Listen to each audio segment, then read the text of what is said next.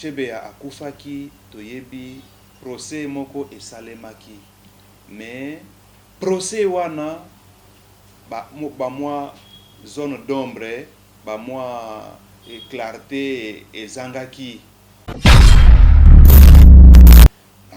ndenge bakangi mutu oyo toyebi batanga ye pe kombo na kati ya dossier ya Chebea to sepeli pe toyebi ke bakosambisa ye pona kosambisa ye il faut les droits de la défense ezala respecter il faut pe vérité batu nyonso bayeba yango soki aza responsable na makambo wana soki pe akotanga batu mususu soki ekozala ndenge nini il faut basambisa ye na procès moko ekozala public oyo elobami na kati ya constitution na biso soki pe général John Numbi batangi ye po azalaki responsable ye pe bako entendre ye soki ba magistrat na auditorat ba monike ye pe azali responsable na likambo ya liwa ya ndeko Chebea ye pe bako sala dossier moko sikoyo pona kosambisa pona kokatela etumbu ba oyo bazalaki te bazwaki yango te na mbala ya liboso. Biso tout c'est Zlatan Boloké, identité l'animateur de King. Biso tout s'abonner dans Ma Référence TV. Ma Référence TV là où il y a tout dedans en fait. L'émission est bien, la musique, l'émission est bien. Nous surtout malamu, c'est Boloké Loketo, l'animateur de King. Biso tout s'abonner, Nzambe za malamu. Ma Référence TV, Zlatan Boloké, identité.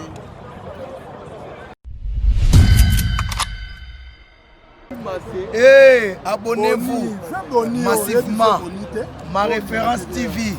Ça dit Kounande Torotala Makamouya solo. Je confirme Babi Tango fort de Falibou Palom Mayamboma. Hey, Fetia Yamboma. Allez, Fetia Togolia Togomela. Fetia Yambome. Allez, Fetia Falidi Kapa. Lela Fetia. Bisogno surtout total la chaîne Moko. Tous s'abonner, bisogno surtout. Ma Référence TV quoi. Alfred Boyimba, Lula Fetier. Chia de Canton, Natalaga Fetier. Franka Paya, Lula Fetier, Renata.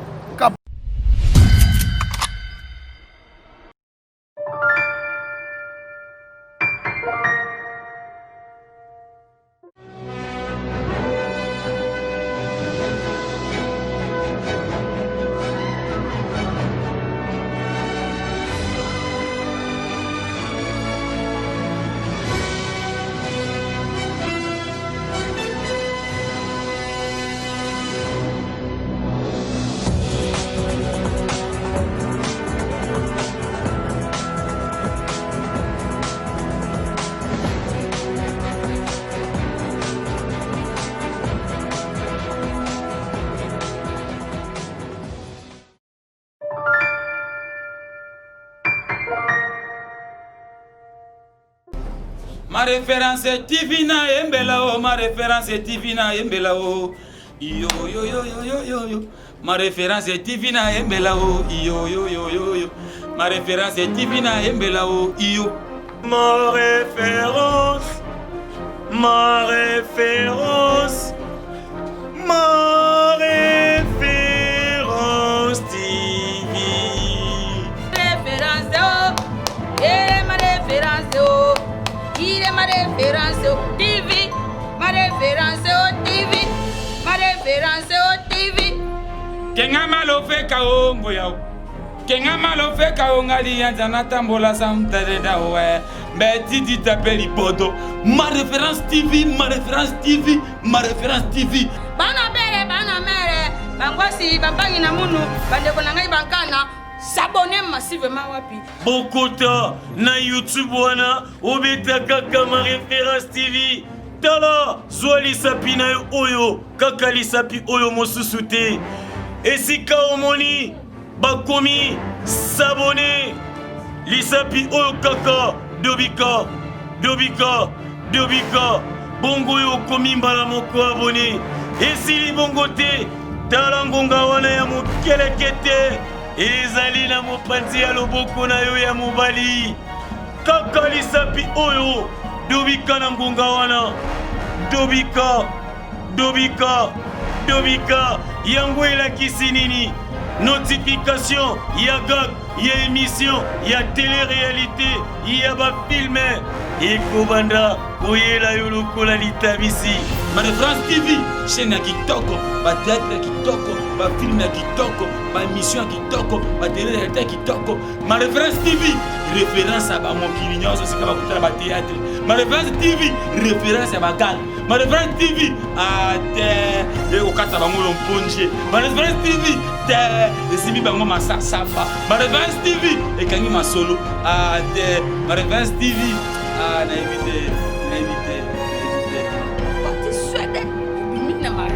Quand tu sois des informations, nyoso, bagage, nyoso, ba théâtre, nyoso, ba film et mobimba na yo, ba émission ya paquet na ma référence TV. Mbote ndeko. Maître, vous se présenter maintenant par rapport à l'actualité ou sur par rapport à les téléspectateurs, base en connaissance. Maître Henri Wembolo Autudi, naza avocat, mais awa nazoloba en qualité ya président ya ONG AUDF, Alliance pour l'universalité des droits fondamentaux.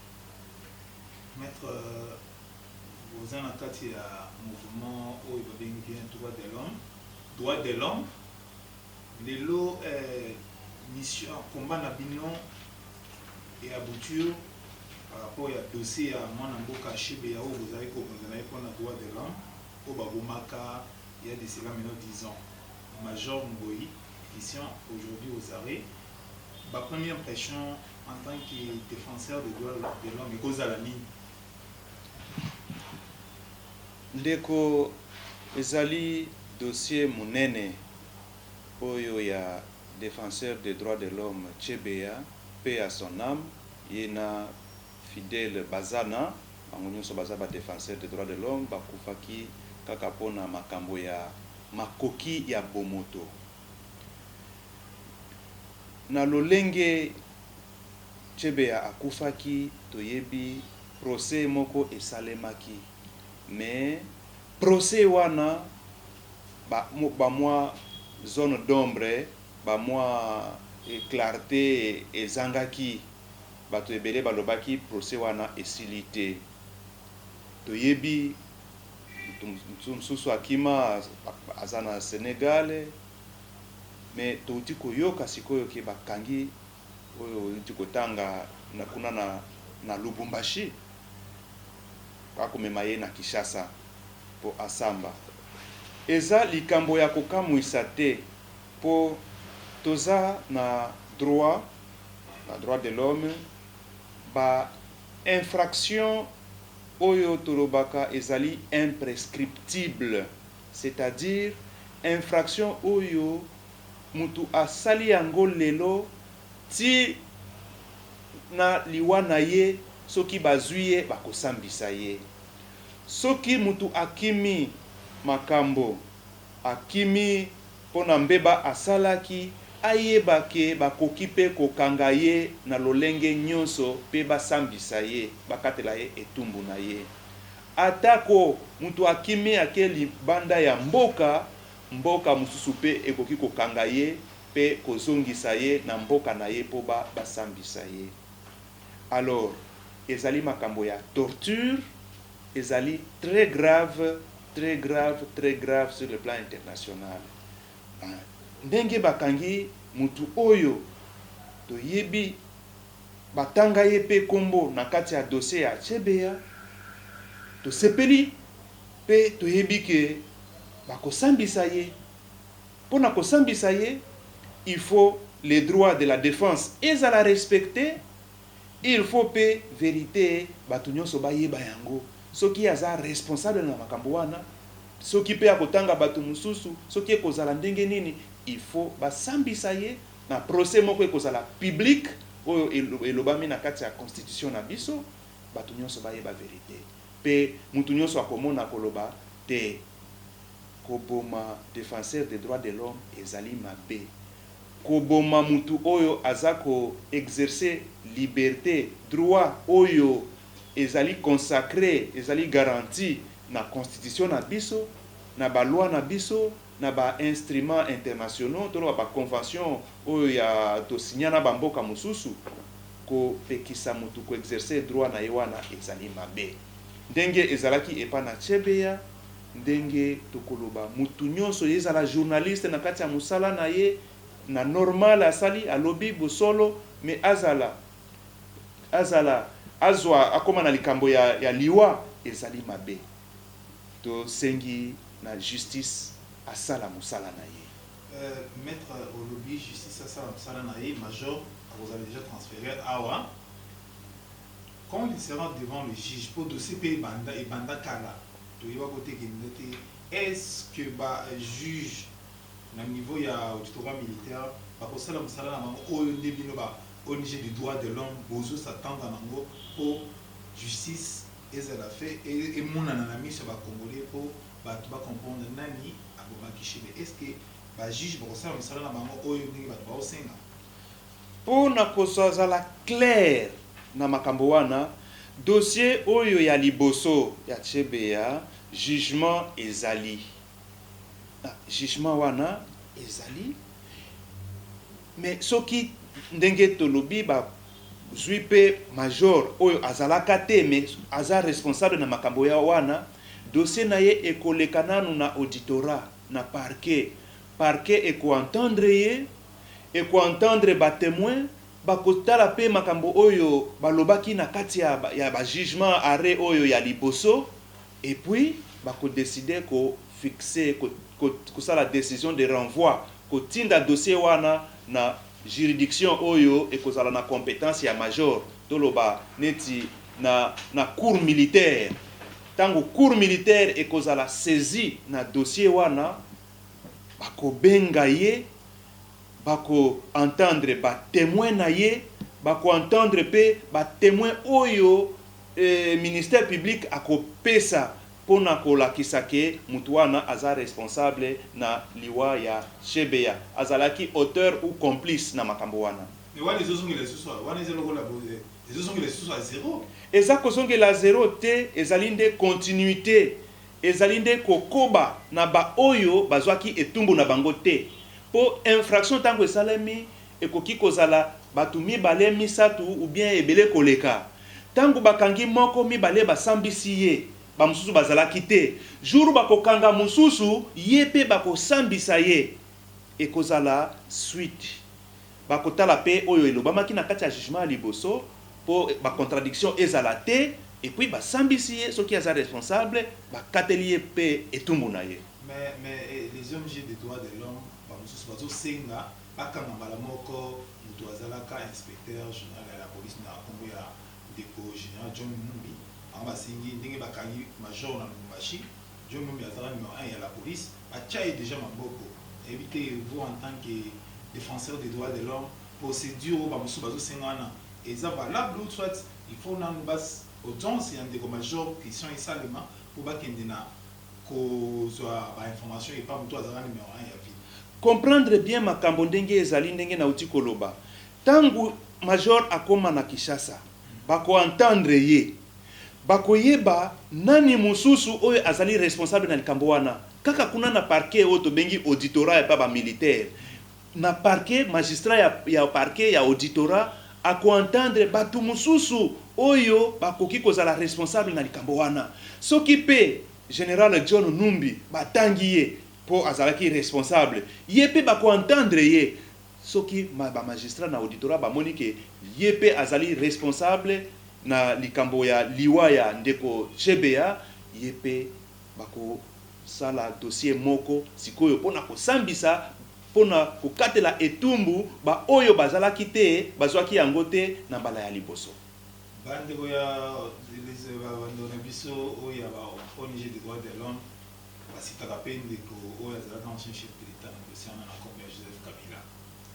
Est-ce que ça peut être l'une des raisons que le dossier wana pendant 10 ans ezalaka na sens na moté? Nakoki koloba ke azali responsable ou aza responsable te eza makambo oyo ekoyeba tokoki koyeba tangu bakosambisa bato wana pour établir moi responsabilité. Ce qui que yépé a loba na likambo wana apesa peut-être ordre que bosala bobo maye. Mais wana pe aza responsable. Et ce qui eza que azalaki mokonzi. Tango amoni que non général oyo aza général inspecteur général aza mutu azosala nangai akosenga botika ye. Bon, wana pe ezali mabe yango tolobaka justice il faut ezala nango indépendante. Soki justice eza indépendante kimia eza na kati ya mboka pe ba droit ya mutu na mutu ekozala respecter. Eza yango démocratie, eza yango état de droit. Mais soki ke tozo kanisa kaka ke Kabila nde yepe azali na kati bo wana eza makambo bakokata yango na niveau ya parquet. Mais pona ye ancien président tozar pe na ba mwa mibeko oyo ezali ko pesa ba immunité eza ba mwa mibeko moko oyo bazwaka mais eza ba mibeko ngo eza bien te pona koloba ba immunité ya chef de l'État soki après nini mandat na ye koza la poursuivre. Donc soki totali bien ba makambo wana na constitution ya mboka na biso na ba instruments internationaux tokomona pe que il faut ba loi mususu ezala revue na ndenge ya normal po ete mutu nyonso ezala huissier ezala président de la République tango akosala mbeba yepe ako répondre na justice o wana ekobangisa mutu nyonso pe ekopesa mutu nyonso azala responsable pe redevable na makambo nyonso azali kosala parce que soki ba pesi mutu bokonzi ba matisi ye eza koloba te ke ba pesi ye licence ou bien fait vert po asala ya mabe te ya mabe epekisami na mutu nyonso ya malamu yango batu nyonso bazelaka yango batu basepelaka kopesa na mutu bokonzi po asala bolamu pona batu nyonso. Alors ba loi oyo eza ko sala neti ko encourager impunité eza ba loi moko ezali mabe. Il faut kotalela makambo wana na lolenge ya malamu ba plaidoyer oyo tosalaka na ba réforme oyo esengi ba député ba oyo bazui pouvoir ya ba population batala yango pona ko examiner ba toutes les lois. Maître pour tout ce qui c'est vraiment entretien justement question mo ça la une question d'actualité. Ndeko nani Théodore Ngoyi aza avocat lokola yo selon les dinae ponga mona tunaki en conférence de presse alobaki les deux juges va saisir pour en tant qu'avocat il y a saisir les deux chambres ba qu'ils ba fond chef de l'État devant le parquet près de la Cour constitutionnelle pour la haute trahison et nomination et ndenge alongola ki ba juge wana a nommé bango ba magistrat na Cour de cassation. Après il y a qui saisir qui comme on a biso Martin Fayou pour avoir opposant ba on est sur ba candidat bazo quitter en 2018 et zo ça la polémique mini na société. Maybe vous êtes avocat, vous êtes acteur de la société civile, proche de la population. Point de vue par rapport à la démarche de Théodore Ngoyi en tant que citoyen congolais. Ah, au lobby bien citoyen congolais, azana démarche naye, il y a Koluka, Botosi, il y a droit, il y a Mibeko, il y a l'État. Mais nga nazoloba awa lokola avocat te nazakoloba na qualité ya défenseur de droits de l'homme et nazo pesa pe nini point de vue nanga sur le plan scientifique naza moko natangisaka na université il faut tolobela makambo na ndenge elongo bani procédure ya mise en accusation ya chef de l'État ezali organisé na sens que il faut procureur général près la Cour constitutionnelle azala saisi pe atala dossier yango soki ye amoni que eza dossier moko eza parce que pour le président il faut makambo ya ba haute trahison, il y a quelques infractions pendant qu'il est en fonction. Soki ye amoni na niveau ya procureur général près la Cour constitutionnelle na pesi précision yende akosenga na ba chambre bapesa nikisa bapesa na kati ya congrès pouvoir wana ya kolanda chef de l'état. Mais parlement congrès ye moko bakoki ko se réunir te balobi ke non totia nini président en accusation. Bon, eza question ya ba formalité. De toutes les façons, ceux qui basali yango bakosenga directement na cour constitutionnelle te, parce que na mboka na biso tozalaka na parquet et puis toza na juridiction. Parquet nde esika toza na ba magistrat oyo balandelaka likambo de manière secrète, bazosala instruction avant que dossier ekoma na cour, avant que dossier ekoma na tribunal, bango ba préparer ba élément nyonso batali ba preuve ba sangisi yango ba entendre ba témoin yango ba pesi sikoyo na tribunal. Tangu dossier ekoma na tribunal ou bien na cour, audience ekomi sikoyo publique, batu nyonso bakolanda yango ba yeba mutu oyo bafundi ye asali nini pe akose défendre, pour nanga na moni ke za ba démarche ekokende nango musikate. Ba démarche wana ekokende musikate, mais ils ont la polémique makasi place réponse na lingi répondre na place wana. Ils ont la polémique makasi ba mususu bazo funda quand il y a président, ils ont funda quand il y a FCC. Quand il y a FCC, ils ont funda quand il y a président. Bien on nanga mula bino société civile comme conseil, comme point de vue où ils apprennent à intérêt à la nation et aux amis. Ndeko ezali mutuna mutu akoki kozala na position na ye, c'est-à-dire mutuna mutu aza na entendement na ye ya likambo. Mais oyo nga nazoloba ke pona mboka na biso na kati ya quand FCC cache baza na devoir munene. Devoir munene oyo ya koépargner politisation makasi ya gestion ya mboka. Politisation oyo eza ko monana na ndenge nini. Eza neti batu baza ko kamba mboka baza koyokana te na kati ya coalition FCC cash. Oyo toyebi toza na président de la République azali mutu ya IDPS. Toza na gouvernement oyo eza majoritaire na parlement baza batu ya IDPS. Bango basangani bakoti na cohabitation na bakoti na coalition na bango wana pour na ko gérer mboka. Donc il faut ba gérer mboka ba population ba mona ke mboka ezali gérer na transparence na redevabilité moko. Mais ce qui est commis ko échanger ba parole entre batu ya camp, batu ya coalition wana ezo pesa mabe. Yango eza malamu bavanda esika moko bayokana.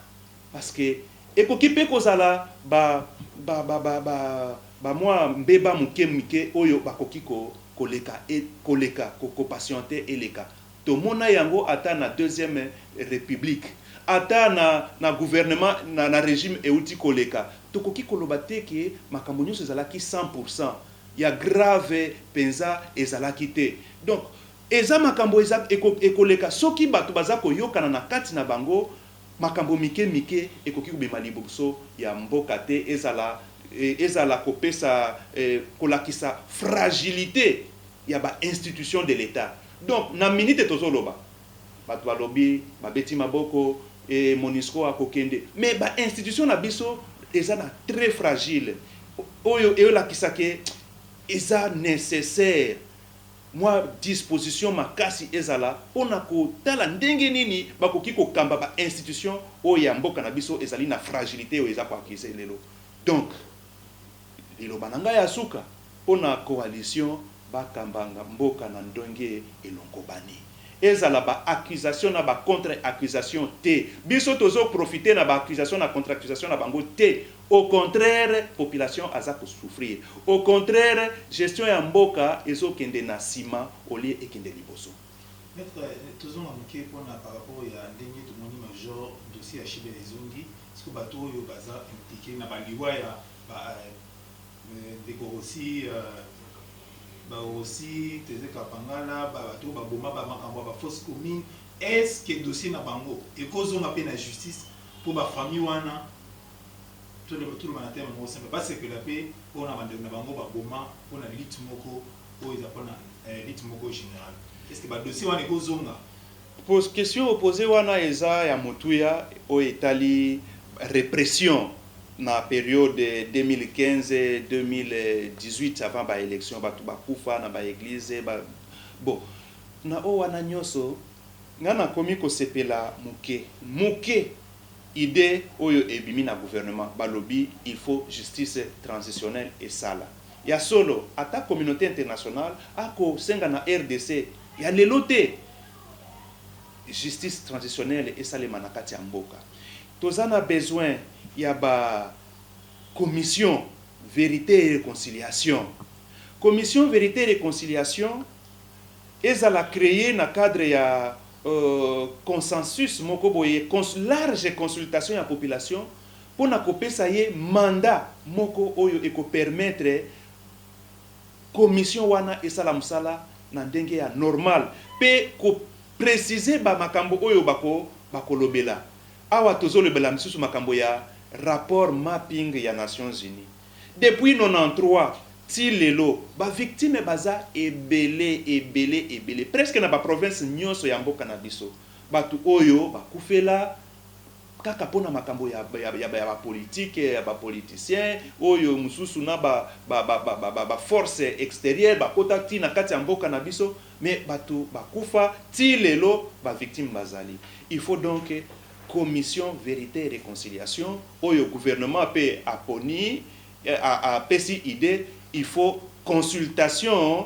nationale et salema donc tolobi consultation ezaka ba conférence donc ba consulter batu pona kosala eloko moko ya commission neti oyo tozanga te parce que tozalaka déjà na commission réconciliation vérité réconciliation sévère oyo esala nango eloko te parce que ba oyo bazalaki na pouvoir balingaki te koloba liboso ya batu nyonso mabe oyo basala donc commission est très importante parce que on a besoin de la vérité, parce que les victimes ont besoin de la réparation. Commission il faut commission ezala, il faut commission, il faut aussi peut-être créer des juridictions spécialisées pour na kosambisa batu parce que commission ekokipe ko silisa ba makambo nyonso te ekoki kozala pe ba makambo mususu il faut justice elandela.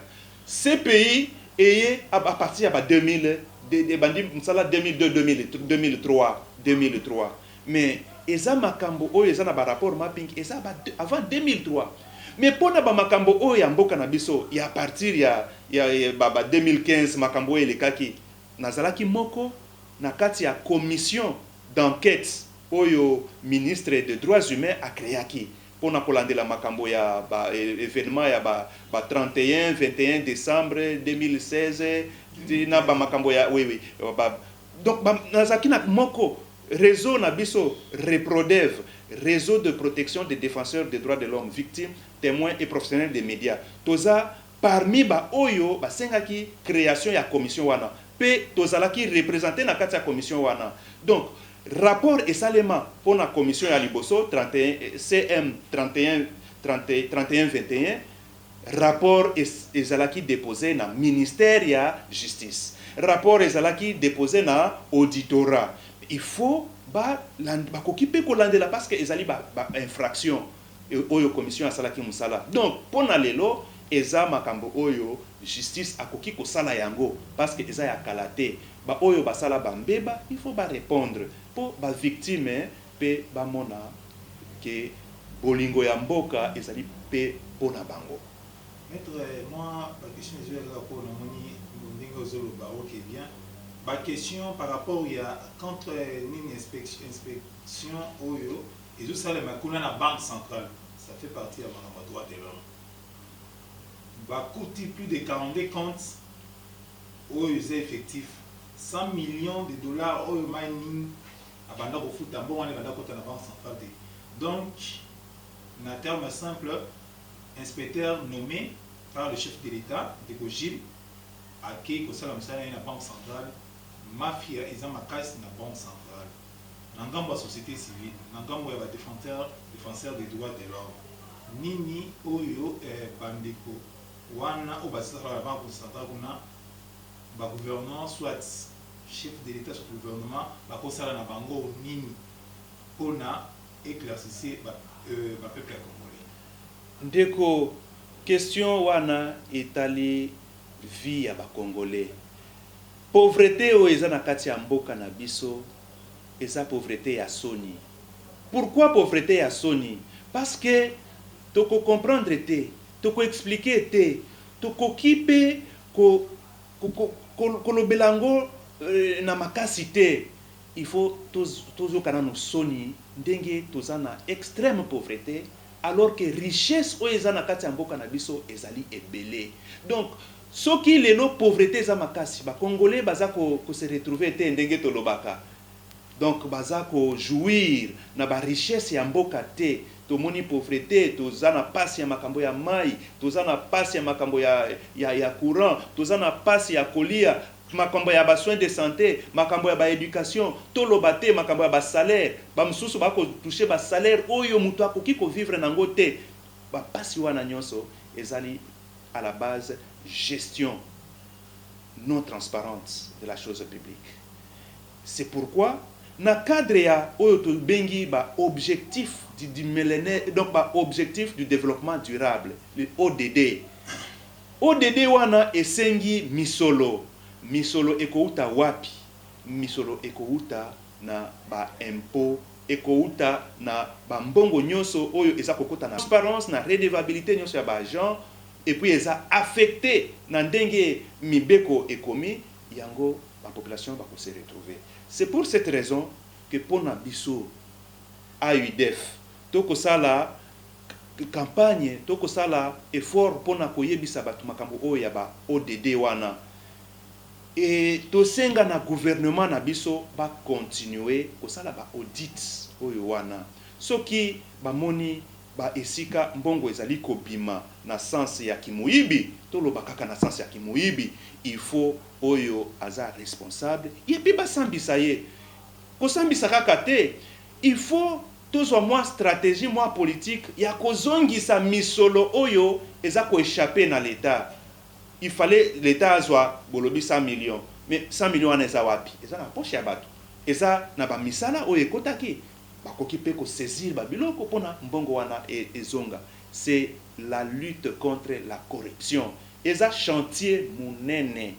Régime passé babandaki na chantier wana ya lutte contre la corruption. Batiaka pe ba conseiller ya chef de l'état en matière spéciale ya makambo ya corruption. Te ba rapport ezalaki publié, mais au moins tokoki ko regretter que ba poursuite ezalaki te. Ba rapport ezalaki nango. Tina parlement, ba rapport ezalaki nango, mais suivi nde ezangaki. Lelo na régime toza nango lelo toko senga suivi ezala makasi. Ça ne servira à rien de présenter au peuple congolais ba chiffres ou bien ba rapport ronflant pour nakolakisa que il y a un travail qui s'est fait si jamais on n'est pas capable de poursuivre les responsables et de ramener des fonds au trésor public. Donc, wana ezali mbela na biso to sengi na gouvernement baloba oyo baza komona pe ba mener ba enquête ti na suka wana eko pesa valeur pe eko tia confiance na peuple congolais parce que ce qui est sûr ce qui mbongo ekoti na trésor public ezapona ko salisa ba population ekosalisa pe mutu nyonso akosepela. Mais soki mbongo wana tokolobela ngo kaka na munoko et puis esuki kaka ndenge wana peuple congolais akoki kosepela nango te.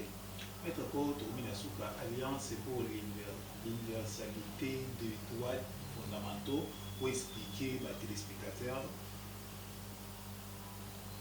munene nango na nini bosala na kasi na moko la prochaine batu bayebaka Maître Henri azosala nini ala tous oh non Maître défenseur des droits pour expliquer AUDF, Alliance pour l'universalité des droits fondamentaux, tout ça moko ya ba ONG. AUDF aza déjà na personnalité juridique. Tout ça ko se retrouver ko sala na elongo na ba ONG nyonso, mais tout ça na kati ya coalition et bengami réseau de protection des défenseurs des droits de l'homme, victimes, témoins et professionnels, ReproDev, AUDEF n'est à coordonner l'activité à ReproDev wana. Tout ça là qui peut mingi musala dans cadre ya ba contexte électoral pour na ba défenseur des droits de l'homme pour tout songa qui est belé. Tozo sala musala ya assistance. Assistance pour na ba cas ya torture. To landela mingi ba cas ya torture pe kaka na mboka te na ba mécanismes internationaux to contribuer à capé na ba rapport na biso to sala ba plaidoyer ezala na parlement ezala na ba institution publique ya l'état pour na kotala ndenge nini ya kosala ba réforme kotala ndenge nini ya kosala ba loi wana ezala conforme na ba standards internationaux. Donc musala tozo sala na kati tozo sala pe libanda na ba partenaire mususu oyo ba accompagner kabiso neti ba bureau conjoint des Nations Unies aux droits de l'homme.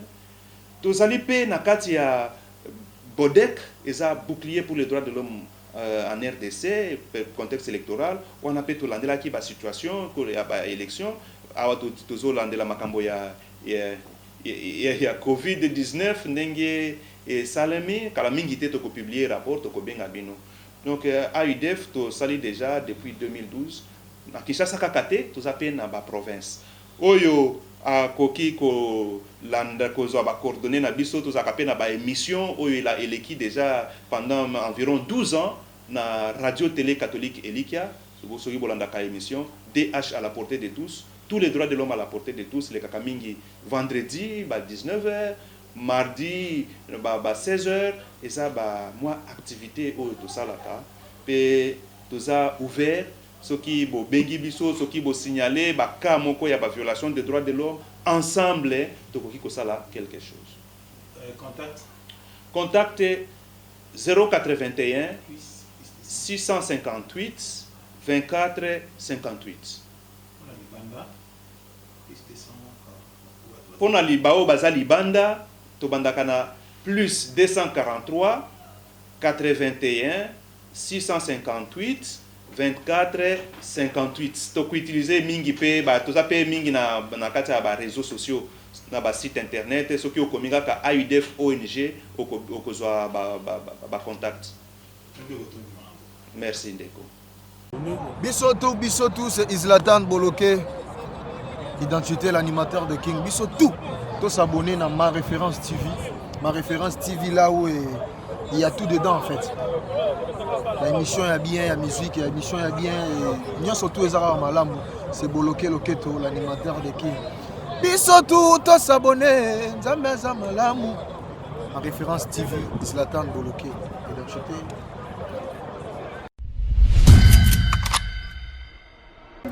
Hey, abonnez-vous massivement. Ma Référence TV. Ça dit Kounande Torotala Makamouya solo. Je confirme Babi Tango fort de Falibou Palom Mayamboma. Hey, Fetia Yamboma. Allez, Fetia Togolia Togomela. Fetia Yambome. Allez, Fetia. Falidi Kapa, Lela Fetia. Bisogno sur tout total la chaîne Moko. Tous s'abonner, bisogno surtout. Ma Référence TV quoi. Alfred Boyimba, Lula Fétier. Chia de Canton, Natalaga Fétier. Franka Paya, Lula Fétier, Renata.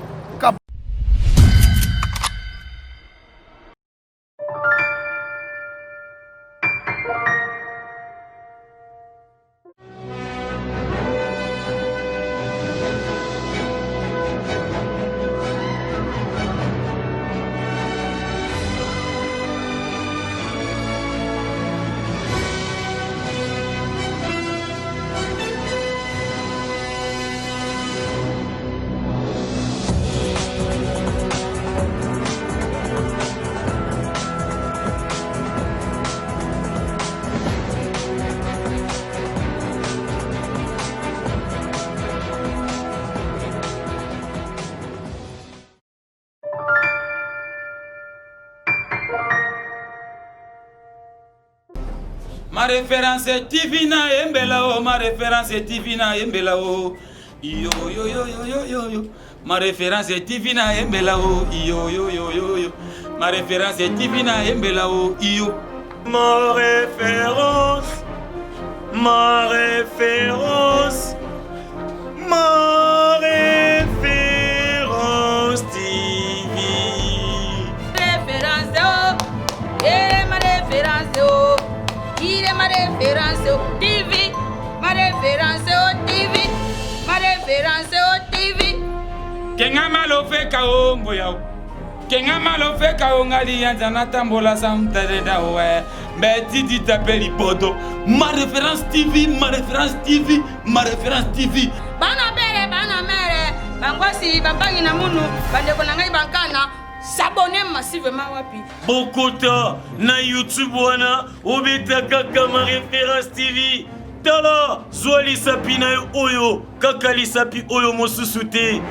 Esika omoni bakomi s'abonner lisapi oyo kaka dobika bongo yo komi mbala moko abonné. Esili bongo te tala ngonga wana ya mokelekete ezali na mopanzi ya loboko na yo ya mobali kaka lisapi oyo dobika na ngonga wana dobika yango elakisi nini notification ya gag ya émission ya télé-réalité ya bafilme ekobanda koyela yo lokola litabisi. Ma référence TV, chaîne ya kitoko, ba théâtre ya kitoko, ba film ya kitoko, ba émission ya kitoko, ba télé-réalité ya kitoko. Ma référence TV, référence à ba mokili nyonso sika ba kutala ba théâtre. Ma référence TV, référence à ba gang. Ma référence TV, te okata bango lomponje. Ma référence TV, te esimi bango masasamba. Ma référence TV, ekangi masolo. Te ma référence TV, na invité. Quand tu sois des informations, nyoso, bagage, nyoso, ba théâtre, nyoso, ba film, mo bimba na yo, be émission ya paquet na ma référence TV.